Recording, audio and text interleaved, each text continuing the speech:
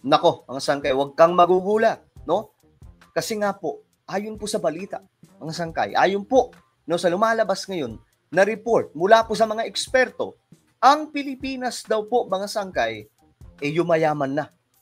Walang kamalay-malay ang mga Pilipino, mga sangkay, na ito na pala ay nangyayari sa Pilipinas, mga sangkay. Parang pong panahon ni Pangulong Ferdinand E. Marcos. Mukhang papunta na po tayo doon, mga sangkay. Well, pag-usapan po natin ito, dahil puro na lamang po tayo toxican, di ba? Toxic na balita, balita about sa digmaan, balita about sa mga bardagulan nito mga politiko. Ngayon, pag-usapan naman po natin ito, mga sangkay, na napakagandang balita. Anyway, bago tayo magtuloy-tuloy, paki-subscribe po muna yung ating YouTube channel. Tayo po ay road to 2 million subscribers na.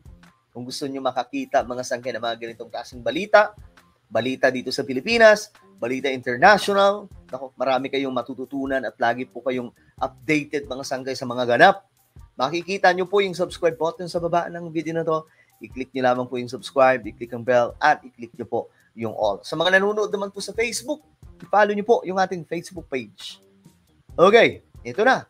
Wala na po tayong paligoy-ligoy pa. Bitawan na po natin itong magandang balita, mga sangkay, dahil excited po akong pag-usapan ito. Philippines, still ASEAN's fastest growing economy. Kita nyo, mga sangkay? Alam nyo, ngayon lamang po yan nangyayari. Sa mga nakaraang administrasyon, hindi naman po laging nababalita yan, mga sangkay, na sunod-sunod na ang Pilipinas, lumalago yung ekonomiya, ang Pilipinas, ganito na ang nangyayari, yung mayaman ng ating bansa. Ngayon nga, mga sangkay, dumadami daw po yung mga bilyonaryo sa Pilipinas. Ibig sabihin, patunay yan, mga sangkay, na ang ating bansa, lumalago ang ekonomiya. Ngayon, anong nangyayari? Anong magic itong ginagawa ni PBBM? Pasahin po natin, mga sangkay, itong update. The Philippines, ayon po dito, is expected to remain the fastest growing economy in the Association of Southeast Asian Nations region this year. O, kita nyo, mga sangkay? Anong nangyari?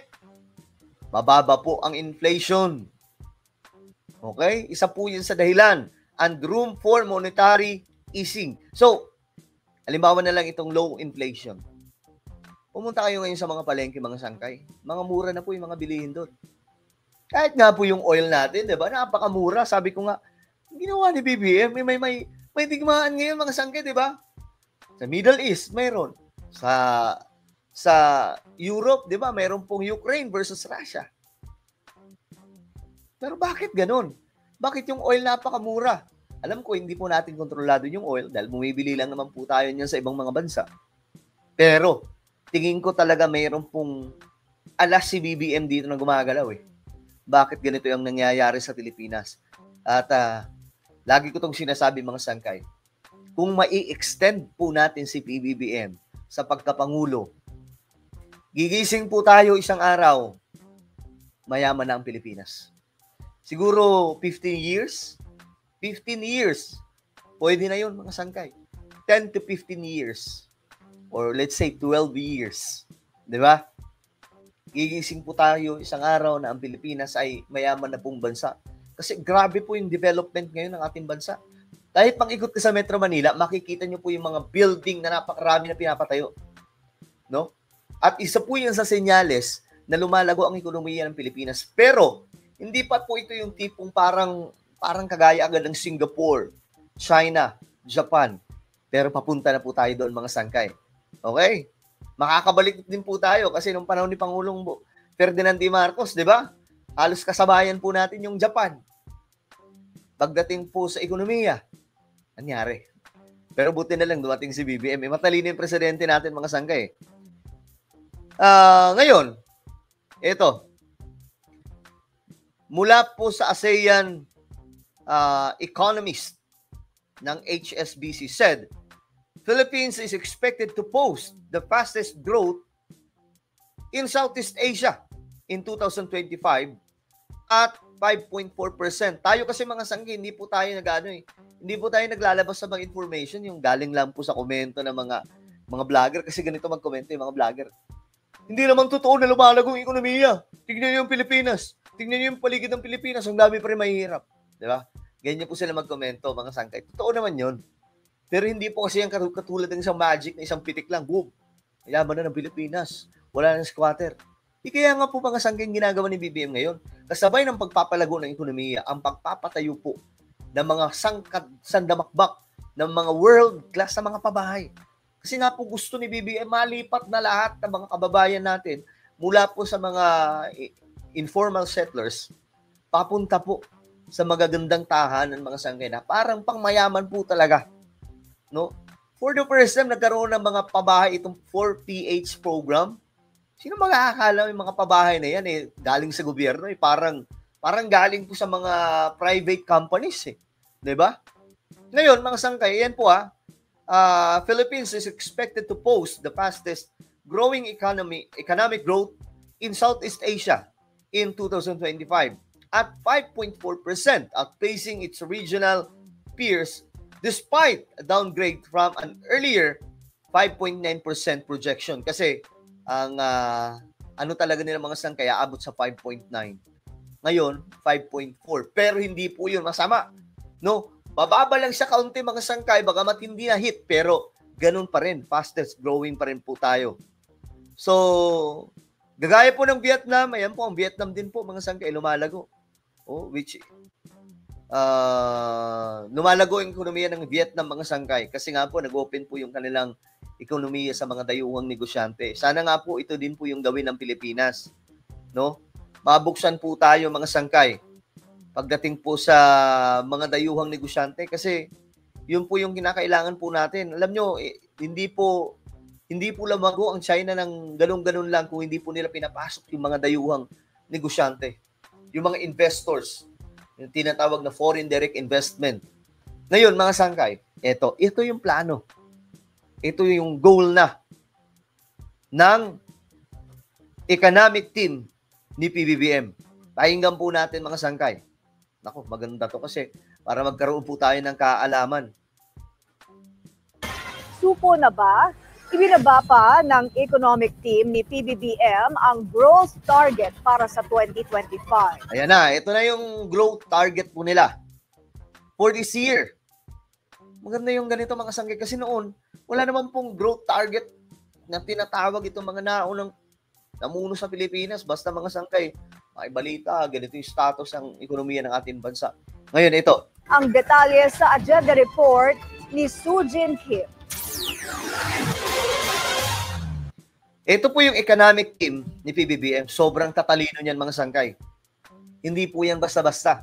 Talaga nga namang namili po si BBM dito ng mga super smart na mga tao, mga matatalino.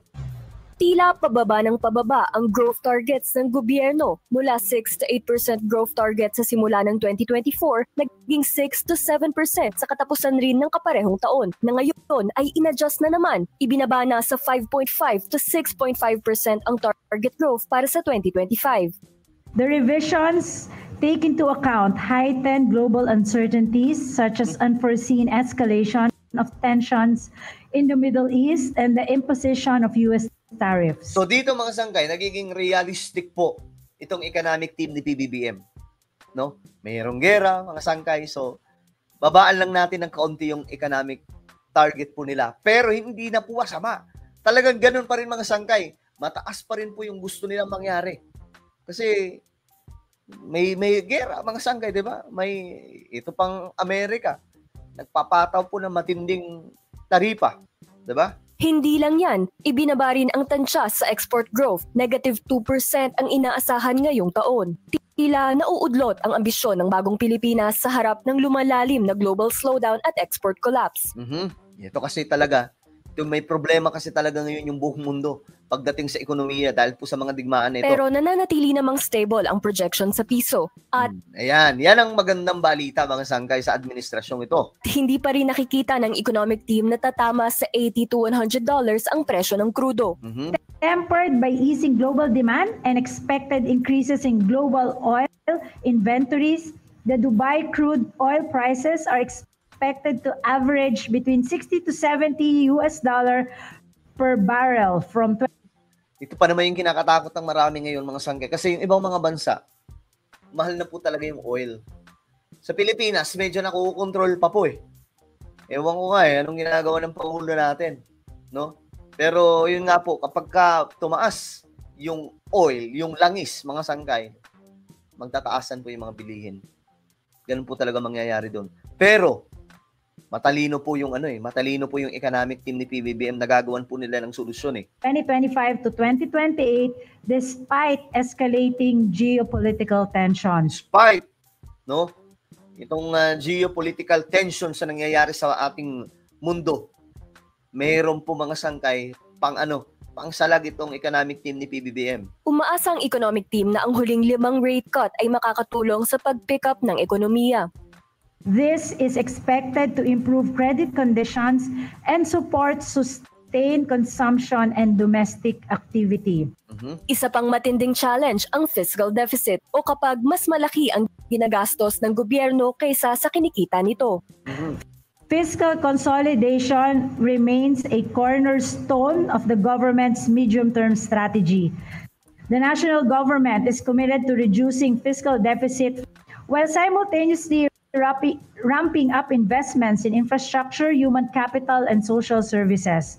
Para masustentuhan ito, inaasahan ng DBCC ang pagtaas ng buwis at mga kita mula sa VAT ng mga digital service providers at mas mahigpit na tax enforcement. At sa kabila ng paghigpit ng fiscal space, itinaas pa rin ng gobyerno ang proposed 2026 national budget sa 6.79 trillion pesos, ang pinakamalaking budget sa kasaysayan. Pero hirit ng gobyerno para ito sa infrastruktura, edukasyon, kalusugan at social services. Okay, so yan po yung status ngayon mga sangkay, no, ng ating bansa pagdating po sa ekonomiya at plano ng gobyerno natin ngayon mga sangkay kung paano aayusin itong ekonomiya ng ating bansa kasi nga po mayroon pong digmaan, 'di ba? Yung mayroon pong yung mga sigalot ngayon ng mga bansa ay talagang pahirap po yan sa ekonomiya, hindi lamang po sa Pilipinas, kundi buong mundo. So ang nakikita ko ditong solution, no, wala pa rin pong iba. Buksan ang ekonomiya natin, buksan ang ating bansa sa foreign direct investment. 100%. Kapag nangyari yan mga sangkay, may chance po tayo na kahit papaano, no, mas mabilis yung momentum mga sangkay. Makuha kagaya po ng ginawa ng Japan yan, ng Vietnam. Ito nyo ngayon ng Vietnam mga sangkay, tuloy-tuloy po yung paglago. Kaya po yan ang kailangan ng Pilipinas. Buksan, ito yung gustong gawin ni BBM Inarang lang talaga. Alam niyo na kung sinong nagharang ng mga sangkay. Kasi kapag 100% na po, no, itong mga dayuhang negosyante na makakapasok sa ating bansa, makakapag-invest, mas marami pong magdenegosyo sa Pilipinas.